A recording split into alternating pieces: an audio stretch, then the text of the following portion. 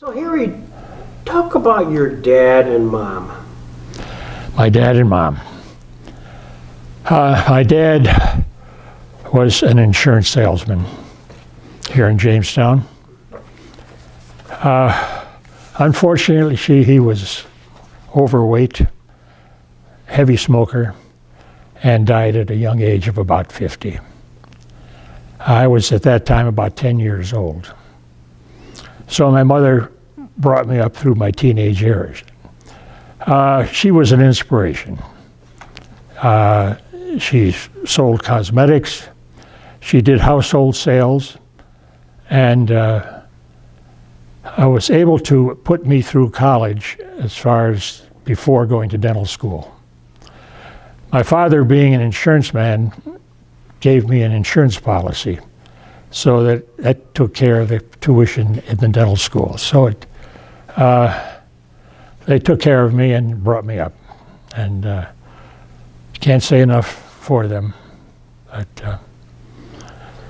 But I miss my dad during the teenage years. Yeah. Mm-hmm. Was there a substitute? Was there some male neighbor, relative that sort of was your go-to guy? Well, my uncle, Albert, my dad's brother. So he helped quite a bit along the way too. So.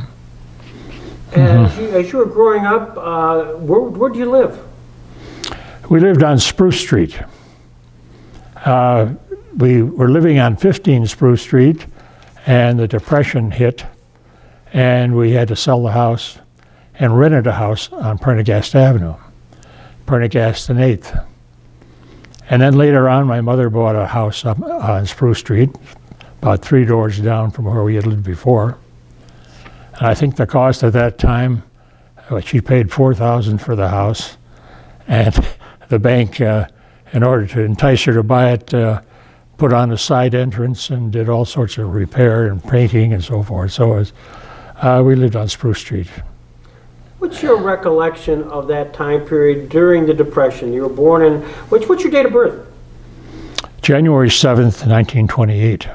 So I'm just turned 90. Welcome, you look great. Yeah.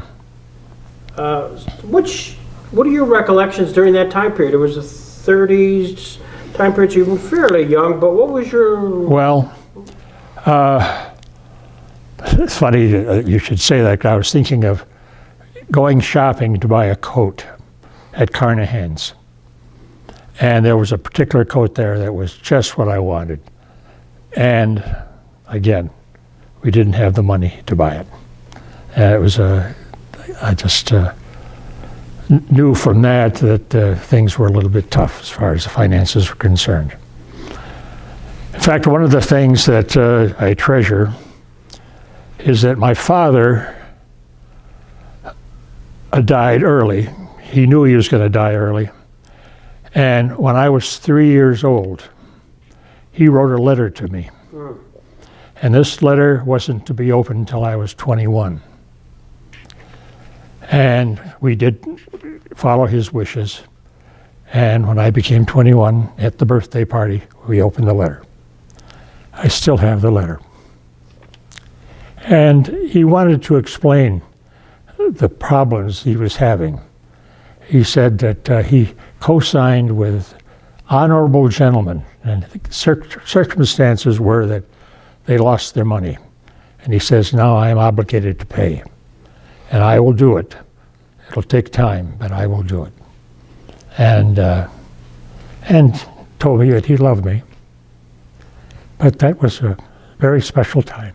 Sure, my gosh. Yeah. During that Depression time period, rations, lack of funds, is that all part of your world? Oh, yes.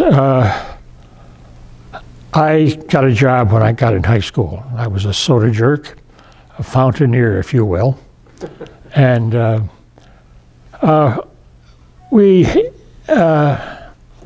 there were shortages, of course, and we were rationed on gasoline and I think food and all sorts of things. Remember at the drugstore where I worked, the Jamestown Pharmacy, which was down on 2nd Street. We had a big barrel, and people brought in their used toothpaste tubes, and those were saved, and I think they were eventually made into bullets and that sort of thing for the. And the pharmacist Bill Krause was a mentor for me too. One of the messages and teachings he taught me was, at the time we had problems getting ice cream, and for a soda jerk not to have ice cream is pretty rough. And I got tired of telling people we don't have ice cream. And I put a sign in the window, "We have no ice cream." Well, Bill Krause, the pharmacist, saw the sign. He says, "Harry, you don't tell them what you don't have. You tell them what you have." I thought that was a good thing. So, yeah, very positive guy. So. Do you remember December 7th, 1941? Yes. It was the day of the Japanese bombing. It was a Sunday. We were out, all us kids were out sliding on the hill behind Washington Junior High School. And we went back to Carol Eklund's house. Carol, who later married one of your partners. Sherry Cadwell, right. And we sat around the radio and listened to it. Of course, as it turned out, all 4 years of high school were during the war. And the victory in Europe was in May before we graduated. And the victory in the Asia theater came a little bit after graduation. But it was a time when they were still drafting people. And the question is, was I going to be drafted? Well, my goal, of course, was to be a dentist. In fact, I was thinking about being a dentist when I was in junior high school, because in the annual that we had at that time, there was this thing about what I would say on the epitaph on my stone at the cemetery. And it says, "Here lies Harry Glatz, filling his last cavity." So but at any rate, I got deferred and went to the College of Worcester for 2 years, and then got into dental school in Case Western Reserve in Cleveland. Went through my freshman, sophomore, and junior year. And then at that time, I joined the Air Force, which was a great, again, I had such a good, easy way as far as being in the service is concerned. I became a second lieutenant, went through my senior year as a second lieutenant, didn't have to do anything, any marching, no nothing, no wearing uniforms, and graduated, and then was assigned to the Banana River Station. Did you ever hear of the Banana River Station? No, Probably not. I'm anxious to hear about it. Okay. The Banana River Station was near Melbourne, Florida. Stretch of land that went along the coast of Florida, and that there was a river between this land and the mainland. So there was a base there, and it was near, you're probably familiar with the term Cape Canaveral. Mm-hmm. Later, Cape Kennedy, which was a launching pad. So I was assigned to this. Now, the thing is, at that point in time, I did not have to do any basic training. I knew nothing about military life. So I had to go down in Cleveland, buy a uniform, get my lieutenant's bars, and I had to show up at the base at a certain time. Drove up to the main gate, and the sentry there just gave me a salute, and I had never saluted in my life. And so I faked a salute, and but no basic training. A little bit later, they did have some basic training for the physicians and the dentists. Any rate, we were the service base for Cape Canaveral. And the thing that I just found out the other day, I bet you have no idea what the first missiles were that were sent off the coast of Florida. I can't wait. Okay. They brought two U-2 rockets. U-2 were the German rockets that sent the bombs over to England. And they brought two of those over to Cape Canaveral. Wow. And shot them off. They were the first ones to go off. Well, what they had to do, of course, is to track these missiles once they shoot them off. And of course, they started with small. One was called a Matador small. But of course, it was our job to take care of the teeth of these people that were shooting off the missiles. And I had an engineer in one day, or a scientist, and we talked about the accuracy of these things. And the way he described it, he says, if by chance the Kremlin had an outhouse in its backyard, and we found out that Stalin had to go, we could bomb that outhouse. That's how accurate we want to be. But that was just a little sideline. So during that time period, where I think they were also known as V2s as well, rockets, there was a big thing at the end of the war dealing with the German scientists, physicists, the Werner von Braun's of the Yes. world. Was that part of your base? Did you see anybody who were sort of Germans? No, I personally did not. But of course he was involved. They brought him over, von Braun. And another interesting thing, they were talking about possibly having a missile range on the West Coast. Now, one of the things they had to do was to get permission from any country that they flew over with a missile. And Mexico would not give permission.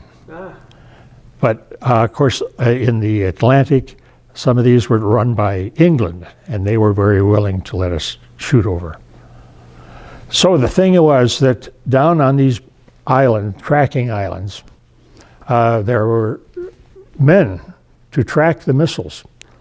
In other words, they have to know where they go and how high they were flying and all that sort of thing. Now, these guys were so important at that time that they did not allow these men to come up to the base for dental care. So they sent us young dentists down to the islands, to take care of them. And it was, of course, they needed electricity to track these missiles. And fortunately, we were put on a C-47 Douglas transport plane, and with a big kit that had all sorts of dental supplies and dental chair and so forth. And I went with my assistant down to the islands and took care of the people down there. Now you talk about the islands. What were the islands? Well, the one that I remember is Grand Bahama. You've heard that. It's very possible we went to Eleuthera too, but went to about 2 or 3 islands down there. And it was, for a young dentist to go all alone down to an island to take care of these people. I remember one time I had a man sitting in a tent on a chair, and I had to take a 3rd molar out. And of course I had no x-rays, I had no idea what the thing looked like. And it came out and the roots were all curled around, and I was lucky. But these things happen. So we took care of the removal of teeth and fillings and so forth. So, Well, while you're doing that, at the same time, you being a medical man of medicine, did they ask you other unrelated dental stuff too? Say, hey, doc, I got this issue, that issue. not very much, no. Very often we are expected to know that, but we had some training in dental school about it, but not too much. But So the time in Air Force, just give me a time frame. You actually would have been during time period, yeah. okay, it's the time period of the Korean War, Okay. I graduated in '51, Okay. and then went for 2 years, and was due to go to Korea, but I had only less than a year to serve, and therefore they didn't send me. There again, I was so lucky as far as my experience. Here, I was a young married guy down there in Florida, sometimes worked only 3 days or 4 days a week, and we could travel around Florida, and it was just ideal. It was just Good gig. just lucky. It just happened that way. And so my wife was a teacher, and so they made the teachers at that time no air conditioning in the schools. Hot as can be. Teachers had to wear a dress and stockings, where the kids came with shorts on. And it was a good experience for her too. Yeah. What did you meet Dodie? What's the romance line here? Wow, you really hit a good one there. Okay, I was a soda jerk. I went to college. I waited on tables. Went to dental school, had to get a job. My roommate and I got a job in an old people's home to wait on table. First day there, we waited on table. After dinner, one of the women came up to my roommate and gave him a dime. He in turn said to her, "You need this more than I do," and gave it back to her. She went to the boss, and we were both fired. I was guilt by association. So, I had to get another job. I got a job in a dormitory for women, probably 200 women in this dining room. Almost the first night there, waiting on table, a good-looking gal spilled some vegetables on the table. And who had to clean them up? And I did it for the rest of my life. And another amazing thing, in that dining room, I knew only one person from Jamestown who was there. Sandy Johnson, her name was. And I says, "Sandy, do you know that good-looking gal over there?" She says, "Yes, she's my roommate." Coincidence. Yeah, well, all the gin joints Yeah. in the world, yeah. So she was from Cleveland, and at Thanksgiving time, my wife Dodie took the train from Cleveland to get off in Westfield. Bill Glatz and I, my cousin, went up there to pick her up. It was snowing something terrible. So what we did, we left the car there and took the old trolley down, the one that ran on the upper side of the lake there. Next day, Bill and I got on the trolley to go up and pick up the car. About a mile out of Westfield, the trolley jumped the tracks. It was the last run of the trolley. No kidding. So that's the story of how we met, and we were married 67 years. So. Oh, Yeah. Such a delightful couple. Yeah. Back to during that World War II time period, you're in high school, but were some of the upperclassmen, they were being drafted at the time, and did Were there any of your sort of associates who got not only caught up in the war, but maybe lost their lives during the war? I personally was fortunate that way. We had one man who did lose his life, and he was memorialized in our annual. But again, he wasn't a personal friend. I didn't know. There again, just luck. Yeah. But of course, we heard about people coming back and having nightmares and the terrible things that went on. Going to dental school, I was very innocent because all the guys in the class, there were no women at that time, they were all veterans. And so I was very innocent. Mm-hmm. Those guys would party and all that sort of thing. And of course, I had a girlfriend at that point in time, which met our freshman year in dental school. So, yep. Then you come back to Jamestown. Yes. We came back and set up a practice here in town. You by yourself? Was it? Just by myself, yeah. And it was on the corner of 6th and Cherry. Mm-hmm.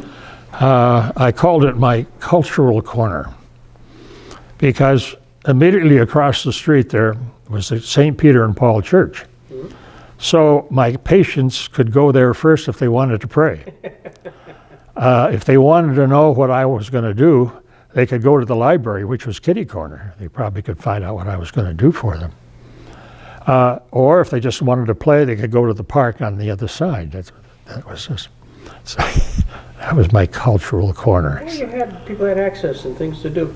Yeah. Was there a niche that you developed as a dentist, whether it was dealing with the kids, the elderly? Was there a certain reputation you had? Children. Yeah. There was a question at the time whether I wanted to become just a children's dentist, which would have meant going back to school and that sort of thing. I went to the University of Oregon for a course in children's dentistry given by a Dr. Sweet, who was a well-known pediodontist, a children's dentist. And as it happened, he was from San Francisco, and I had to fly from San Francisco up to Oregon. And would you believe we were sitting next to one another on the plane? It wasn't planned, it just happened that way. And he took me out for dinner that night, and I talked to him about my future, and he says, why don't you become a children's special dentist? And so I had my office set up for kids and had a lot of success with kids. Mm-hmm. It was always fun well, it wasn't fun to have a child who was misbehaving, but we won them over, and then we were able to work on them at that time. I was able to, I had some earphones where they could listen to stories. I would put what they call a rubber dam on their mouth so that their tooth would be isolated so I could work on it. I could use gas, and they would be in la-la land. And then it was fun to bring the parents back, because parents weren't allowed in, you see. And to see their child just having their teeth taken care of, and it was satisfying to do that. How long were you in the dental business? 40 years. 40 years? Yep. Was there an aha moment where you said, I've had enough? Well, you had patients you've had over the years. And I was thinking of the one day, been in practice a long, long time, and a couple came in and just wanted to explain. It says, we know that you're near retirement age. We go to Florida in the winter time, and we want to be sure that we have a dentist up here. She says, so we're going to go to another dentist now at this point in time. We've been very satisfied with your work, but I thought, well, maybe it is time. It was a tearful time to say goodbye, though. Yeah. Did you have anybody work with you, or did you do were you sole practitioner? Solo practitioner, yeah. Because that whole concept of succession planning and all of that is, Yeah. other people kind of deal with that. Sold the records to another dentist, and so, yeah. Mm-hmm. Harry, you and I, anyway, through the family members tangentially, but certainly through the Resource Center, got to know each other quite well. And your involvement with the Resource Center certainly was heightened by the fact of what happened with your son. Right. Do you want to tell that story? Yes. My son, Bruce, at that time was the summer between his junior and senior year of college. He was picked by the staff there at College of Worcester to be head of the finances for all the clubs on campus when he went back for his senior year. At the time he was home during the summer, he actually burned the candle at both ends.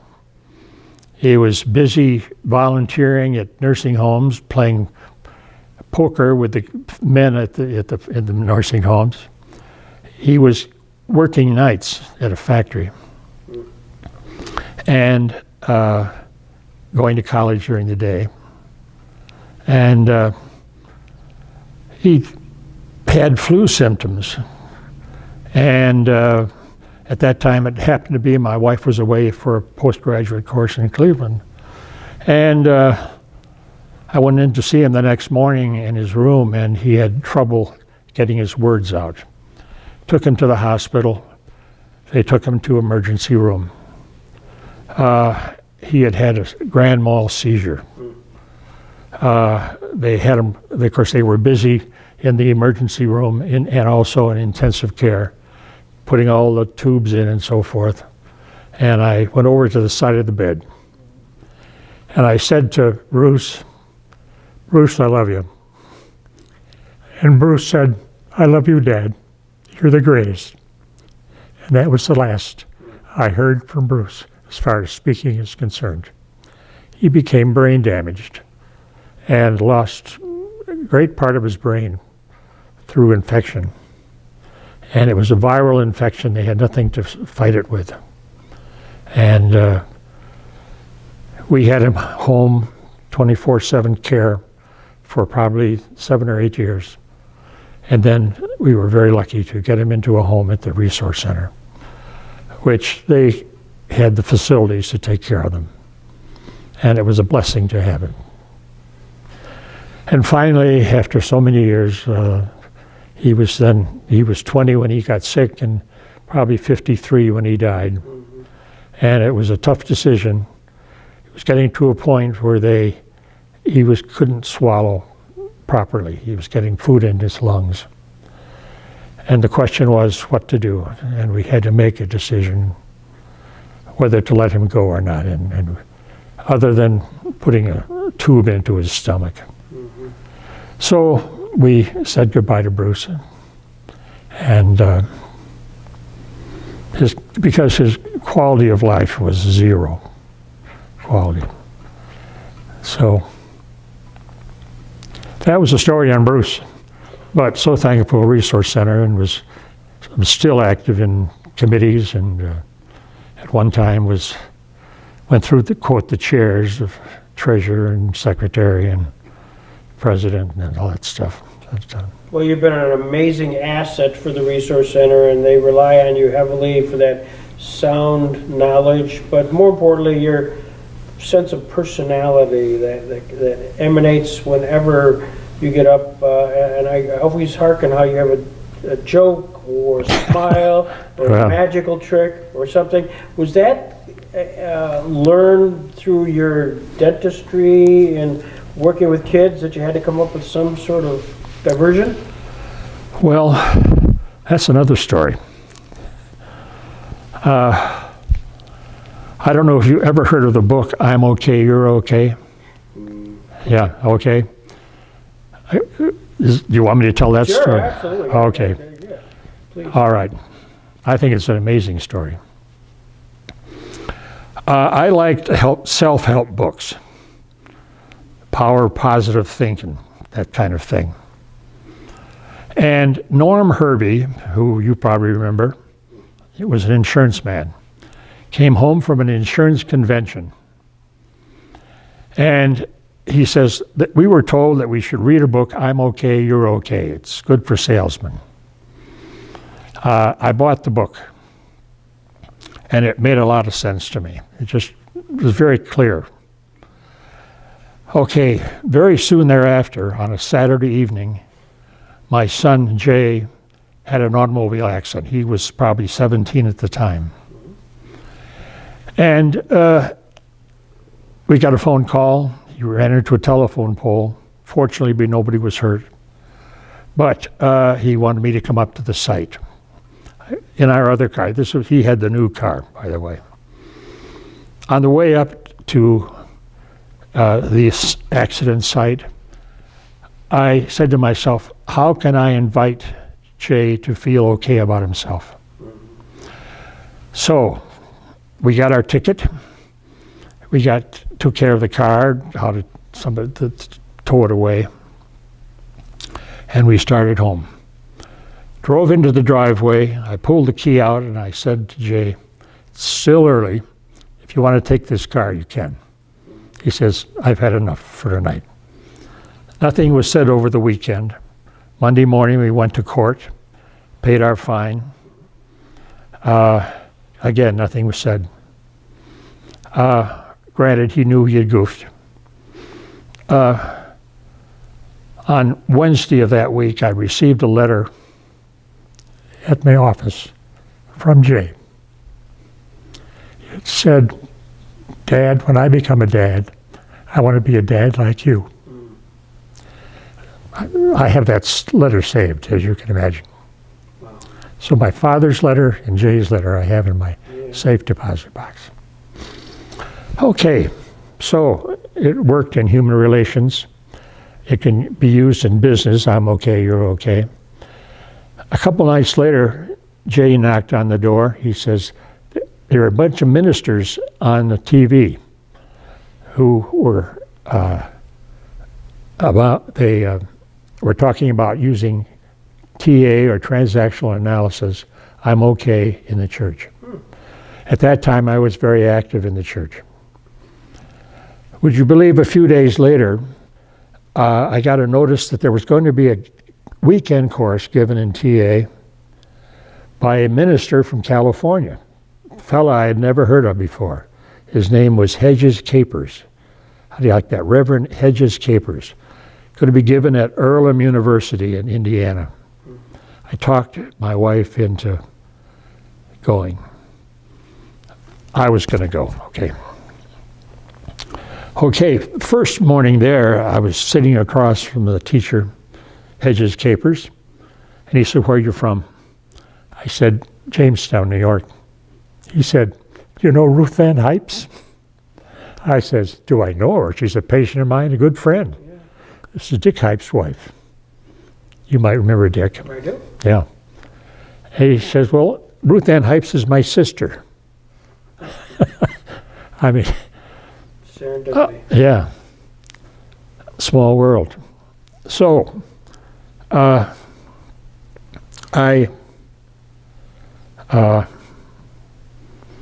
thing that was important too is that a dentist is invited to feel not okay about himself. Every day he hears, I hate going to the dentist.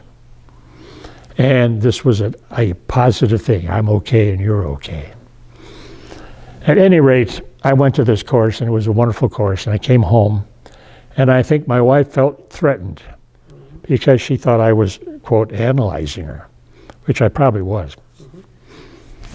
Would you believe Hedges came to Jamestown 2 weeks later and gave a course up in Casadega at that center up there. And I said to Dodie, you've got to go. Well, I'll go for 1 day, she said, 1 day. She came back that night, I'm going tomorrow. Yeah.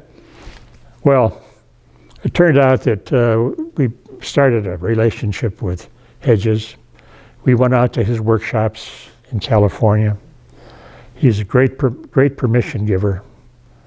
And of course, I then developed a course for dentists and traveled around the country at dental schools to give postgraduate courses for the dentists, their spouses, and personnel. University of Southern California, University of Oregon, Tufts University, University of Florida, well, again, there's many colleges. Went to University of Ohio State University. And so that was all during the 70s. And 1980 hit is when Bruce got sick. And then that was a 24/7 job. So, and just recently I gave a course in I'm Okay, You're Okay here on campus with Diana's help. So, Did you provide the felt? I still have the felt in my... yeah, she probably still has it with her. You're Mine's talking in my about wallet. the warm fuzzies, yeah. Fuzzy, Yeah. Yeah, talking about Norm Herbie. One time, Norm got in an automobile accident, and I happened to be driving by, and I stopped to see him, and he pulled out his wallet, showed me his warm fuzzy he had. So, yeah. Well, that was my experience with transactional analysis, and it is great as far as communication is concerned. And it was a wonderful thing for Dodie and I to have when Bruce was sick. We had those techniques of communication. We were able to cry together, make positive decisions where we could, and helped him as much as we could. So it's one of those things that happened to come in mind. And what happened when Bruce was sick, often, even though Hedges Capers was dying of cancer, he would call us to see how we're doing. So, very special time. You've mentioned a few folks who were very special in your life, and you emulated that through your life. Are there other kind of people who were idea guys that made a difference in your life? Well, of course, I'd mentioned my father and mother, very much so. And my wife, primarily, yeah. So here you are at Lutheran. Mm-hmm. How are the people down there? How's Diana? You haven't talked about Diana yet. Diana has been just a positive thing here on campus. Enthusiasm plus. And she was very willing to help me, and I appreciate that so much. But it was the move for us. We've been here almost 9 years. Wow. I say we. Tragedy hits everyone from time to time.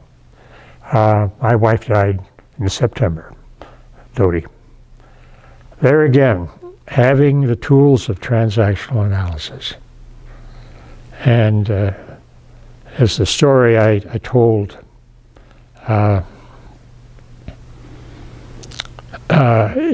Dodie's funeral was that we had heard that she had inoperable cancer, short lifespan left, and we were happened to be watching TV. And it was Fred Astaire and Ginger Rogers dancing across the floor. And they were dancing to the song, "We've got troubles ahead, but there's love and romance. Let's face the music and dance." I said to my wife, Dodie, I says, "We've got troubles ahead." And she said, "Let's dance." Wow. And so I went over, we took the dance position, even though she couldn't move her feet very well. And we kissed, and that was a special moment of saying goodbye. Yeah. And I can't say enough for hospice and their care. It was, yeah. So you're a light and lively guy. Your age turning 90 here soon. Mm-hmm. No, I've turned 90. 90, yeah, you turned the page. The 90 is the new 70. Yeah. Well, New 70. What is it you hope to accomplish here at Lutheran? I mean, you've got your colleagues, and some of them high school buddies, and some a little younger, some a little older. What's it you'd like to accomplish? well, one of the things that's been taking up some of my time here is I'm now known as the commissioner. I no longer am the doctor, I am the commissioner of the pool league. One of the great things about having a pool league was that it gets you to meet the guys on campus. It fills your time, which is also another thing having to do with transactional analysis, filling time. So right now I am reviewing books on aging. I also belong to a group at church called Aging and Saging. Now that's not aging and sagging, it's aging and saging, which is we meet once a week for an hour. And we can discuss all sorts of subjects, but very often the aging process and what to expect and facing it, that sort of thing, yeah. So I hope I can be an inspiration to aging here on campus. You know what I found in doing so many interviews with so many folks at the Jackson Center who are Nuremberg guys, who were, I don't want to say contemporaries of Jackson, but were part of that world, and they normally in their 80s and 90s, really engaged, and the reason they are that is they're writing, they're reading, they're hearing, they're talking, they just keep engaged. They don't watch TV every day. Yeah. And so you're another one of those embodiments. I think I've told you before that Robert Jackson was a friend of my father's. Talk about that here. Yeah. Well, my dad was a horseback rider, and so was Jackson. And they would, I think, go to Moonbrook, and I think they had stables up there, and they used to ride.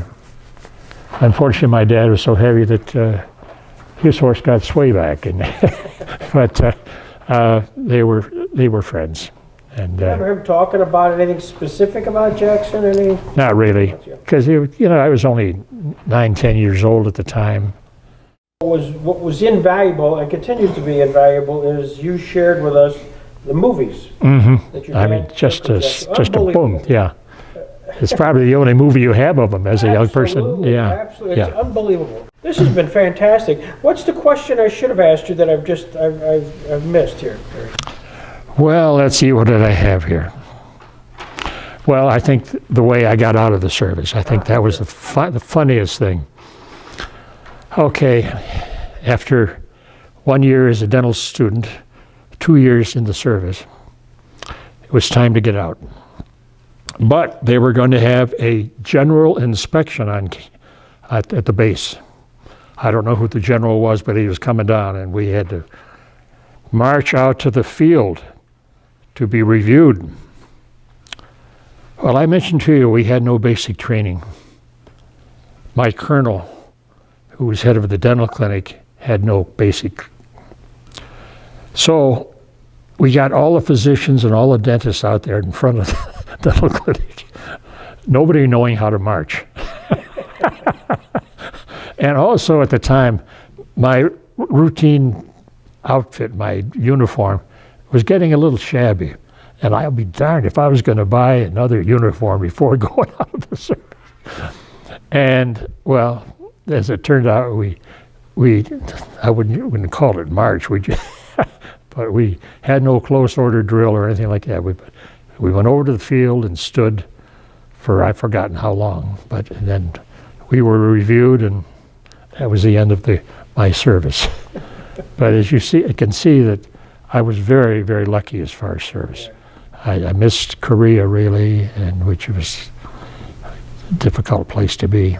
So, but I was lucky in one respect. We had an airfield there at Patrick Air Force Base, and there was a crash of a plane landing, and somebody from the dental clinic had to go over and identify by dental records, and fortunately the colonel did it. But that was just a lucky thing. Again, I was just lucky. The Patrick Air Force Base, that was the base you were at? Yes, it turned into Patrick Air Force Base. And it turned then eventually to Cape Kennedy too. That's in Melbourne. Near Melbourne, just about maybe 10 miles north on the causeway there. You're fantastic. Yeah, This is great. so it's I've been lucky. Tell me about your surviving children. I know you mentioned Jay. Where is he? He is in Lawrence, Kansas, and he works at the Johnson County Community College, which was sort of a joke around here. I've got caps that go JCCCC, 3 C's instead of 2. Yeah, but he did work for Kansas, University of Kansas, and now works for this and food service. He went to Baldwin Wallace and then to Indiana, I believe, for hotel management. So he is there, and he's approaching 65, thinking maybe eventually of retiring after a few years, but he's very happy where he is. My daughter, is over in California, in Sacramento. And her name is? Kim. And a good friend of your daughter, by the way. Yes. This is great. Do you have an email? Yes. What's that? HGGLATZ @netsync.net. Got it. HG Glatz at Netsync. No, HGGLATZ. There's 2 G's there, yeah. Okay, got it. And Okay. Because what we do, Harry, I'll take pieces of this and the war specific and stuff at Cape Canaveral and piece it together in a little bit of a fun story about that time period. And of course, we'll have the whole thing if the family, can have access to. So, oh, that'd be wonderful. yeah, this has been terrific. Thank you, Harry, for taking the time, opening up, making Diana look good. She's special, Yeah. and you are too. Hey, you're okay. Okay. Yeah, I'm okay. You're okay.